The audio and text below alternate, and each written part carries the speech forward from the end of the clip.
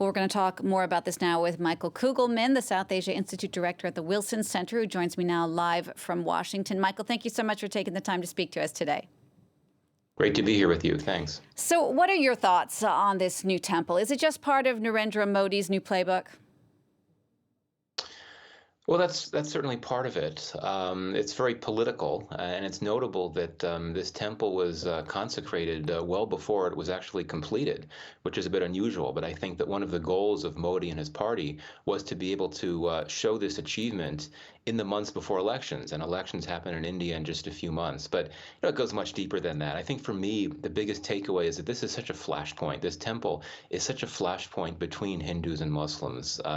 As we know, the temple has been built on the grounds of a mosque that had stood for nearly 500 years before being destroyed by Hindu extremists. But the other important thing to remember here is that, as your report noted, many Hindus believe that there had previously been a temple before the mosque was built there, and yet that's disputed by many Muslims. So it's such a sensitive issue, such a complex issue, which makes it very difficult for so many sides to come to some type of agreement about what it should be and what it should stand for. It does seem that Modi is being politically savvy here. He, for example, has surrounded this new temple with messaging about social welfare, about development. Tell us a bit more about that.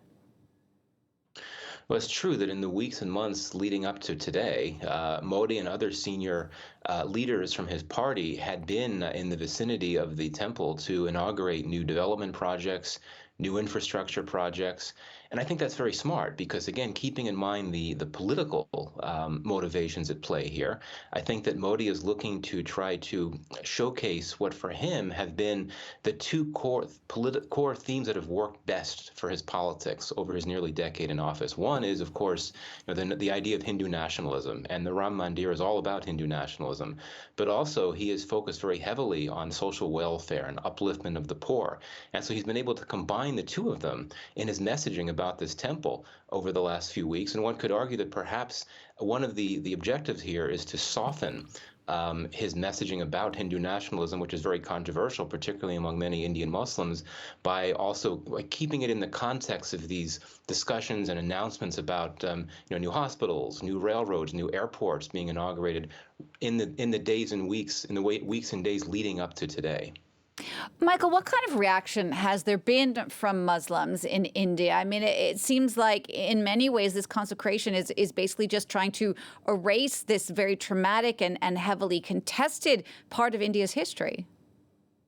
Right. I mean, I wouldn't want to overstate in a country of more than 1 billion people, but indeed, absolutely, many, if not most, Muslims in India find this to be a very troubling development, to put it mildly, and not just because of the fact that this temple is being inaugurated with all this pageantry and political emphasis on the grounds of a mosque that was destroyed by Hindu extremists, but also how the Supreme Court verdict from 2019 played out. And I think you mentioned this in your report. In 2019, the Supreme Court essentially said that Hindus could go ahead and build this temple, but they had also said that a new mosque should be built, and they said that it should be built in a prominent place. And yet, indeed, we're seeing that what happened is that land was allocated for this new mosque, 30 kilometers away from where the mosque had been. Not only that, local Muslim communities have really struggled to get support from government officials to help them build this new mosque. And in fact, construction hasn't been built. So you have that disparity between this temple being inaugurated today with all this attention and pageantry, and then 20, 30 kilometers away you have this nondescript patch of land where basically nothing has happened. So I think that for many Muslims in India, that accentuates just where things stand today when it comes to Hindu nationalism and the deleterious implications that has had for many Muslims in India. Right, and that we heard a bit more in that piece. There was a Hindu woman who says, no reason for Muslims to be afraid. Look at what happened here. We got our land, they got their land. There's no reason to worry. I mean, is that sort of the general feeling across the public in India?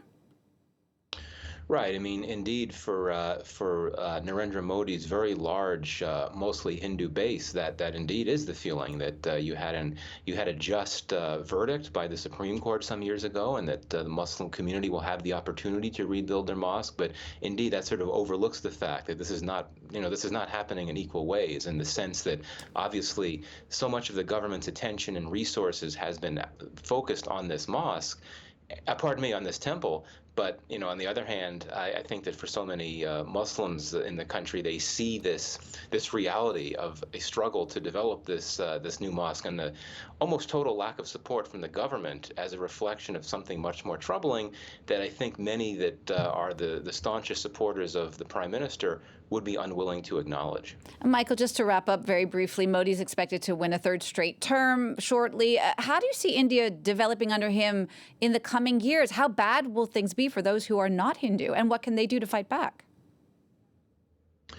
Well, again, this gets into very sensitive issues. I think that many critics of Modi would argue that now, with this temple having been inaugurated, and the fact that you have a non-religious official, Modi, being the one that's associating himself with it and consecrating it, that it suggests that India is very close to becoming a Hindu state, which, of course, completely flies in the face of India's secular traditions, which are constitutionally enshrined. Again, for Modi supporters, they'd say, no, no, no, that's not the case at all.